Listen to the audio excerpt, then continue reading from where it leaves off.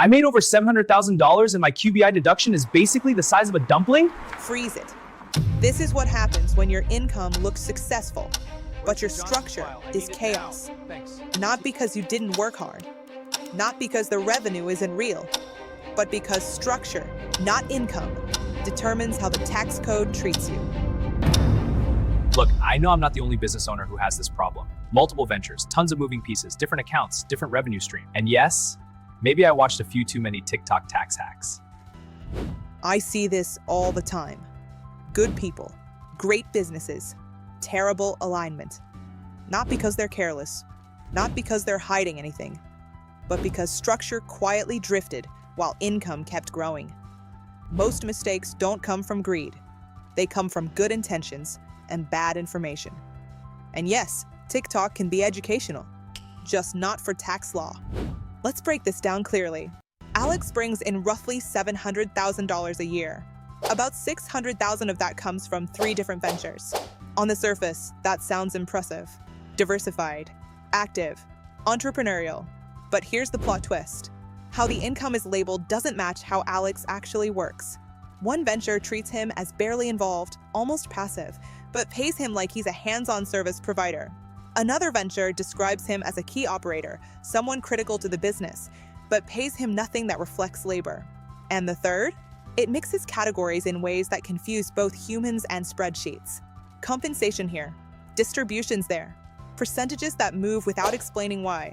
When income classification and actual involvement don't tell the same story, that's when structure starts working against you. QBI is essentially a potential 20% deduction on eligible business income. And that word matters. Eligible. Not all income qualifies. Not all structures preserve it. When income is miscategorized, when wages don't support the structure, when participation labels don't match reality, QBI doesn't gradually shrink. It collapses. Because the tax code doesn't reward confusion. It rewards consistency between structure and substance. Let's diagnose this like a doctor. Not emotionally, not defensively, just structurally. Problem number 1, QBI mismatch. Only a sliver of income qualifies for QBI because nothing in the structure supports how that deduction is supposed to work. The mechanics are there in the law, but the structure isn't there to hold them. Problem number 2, participation labels conflict. Tax law doesn't care what a form claims. It cares what you actually do. If one entity says you're barely involved and another implies you're central to operations, those stories collide. Problem number 3, everything taxed at high ordinary rates. All the income is flowing into the same bucket, even when economically, it represents different things. Labor, ownership return, business profit. But on the return, it's all being treated the same. Problem number 4, no payout design. There's no intentional distinction between labor pay, capital return, and distributable e-profit.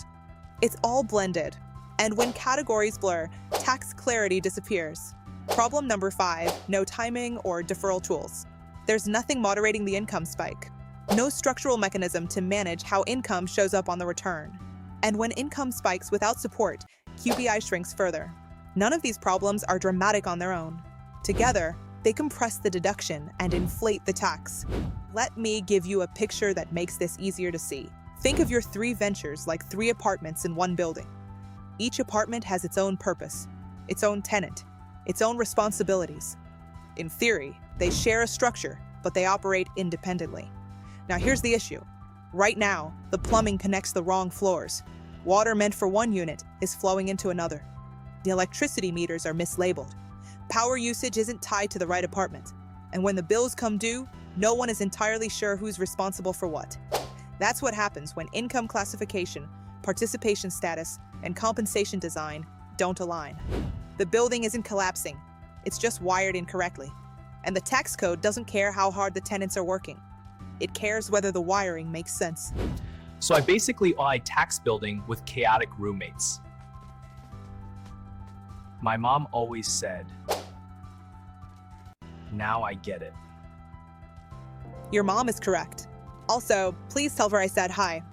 Here's how we begin untangling the mess, without naming specific entity forms, and without turning this into personalized advice.